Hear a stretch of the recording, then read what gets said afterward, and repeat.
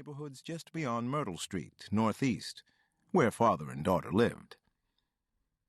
One Sunday, when Betsy Ann was 8 years old, the barber asked her again if she wanted to see his pigeons.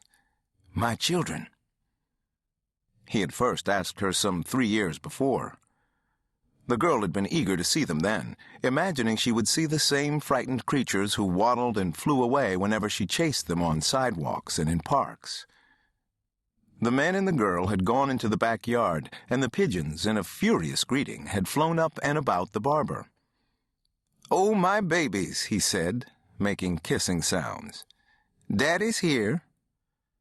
In an instant, Miles's head was surrounded by a colorful flutter of pigeon life. The birds settled on his head and his shoulders and along his thick, extended arms, and some of the birds looked down meanly at her.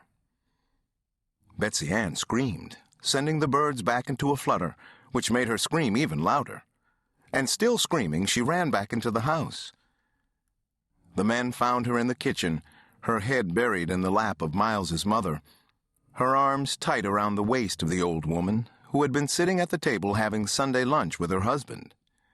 "Buster," Miles's mother said to him, "you shouldn't scare your company like this. This child's about to have a heart attack." 3 years later, Betsy Ann said yes again to seeing the birds.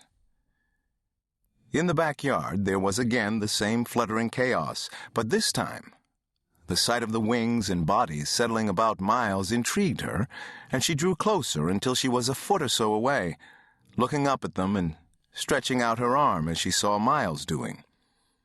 "Oh, my babies," the barber said, "your daddy's here." One of the birds landed on Betsy Ann's shoulder and another in the palm of her hand. The gray one in her hand looked dead at Betsy Ann, blinked, then swiveled his head and gave the girl a different view of a radiant black necklace. "They tickle," she said to her father, who stood back. For weeks and weeks after that Sunday, Betsy Ann pestered her father about getting pigeons for her. And the more he told her no, that it was impossible, the more she wanted them. He warned her that he would not do anything to help her care for them. He warned her that all the bird work meant she would not ever again have time to play with her friends. He warned her about all the doo-doo the pigeons would let loose. But she remained a bulldog about it, and he knew that she was not often a bulldog about anything. In the end, he retreated to the fact that they were only renters in Jenny and Walter Creed's house. "Miss Jenny likes birds," the girl said. "Mr. Creed likes birds, too." "People may like birds, but nobody in the world likes pigeons. 'Cept Mr. Miles," she said. "Don't make judgments about things with what you know about Miles." Miles Patterson, a bachelor, and some women said a virgin, was 56 years old, and for the most part knew no more about the world than what he could experience in newspapers, or on the radio, and in his own neighborhood, beyond which he rarely ventured. "There ain't nothing out there in the great beyond for me," Miles would say to people who talked with excitement about visiting such and such a place.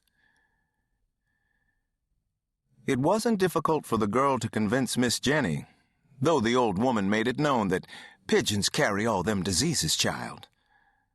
But there were few things Jenny Creed would deny Betsy Ann. The girl was known by all the world to be a good and obedient child, and in Miss Jenny's eyes, a child's good reputation amounted to an assent from God on most things. For years after he relented, Robert Morgan would rise every morning before his daughter, go out onto the roof and peer into the coop he had constructed for her, looking for dead pigeons. At such a time in the morning, there would be only fragments of first light, falling in long, hopeful slivers over the birds in their house.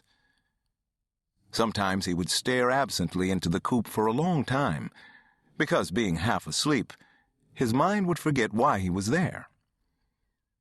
The murmuring pigeons, as they did with most of the world, would stare back with looks more of curiosity than of fear or anticipation or welcome.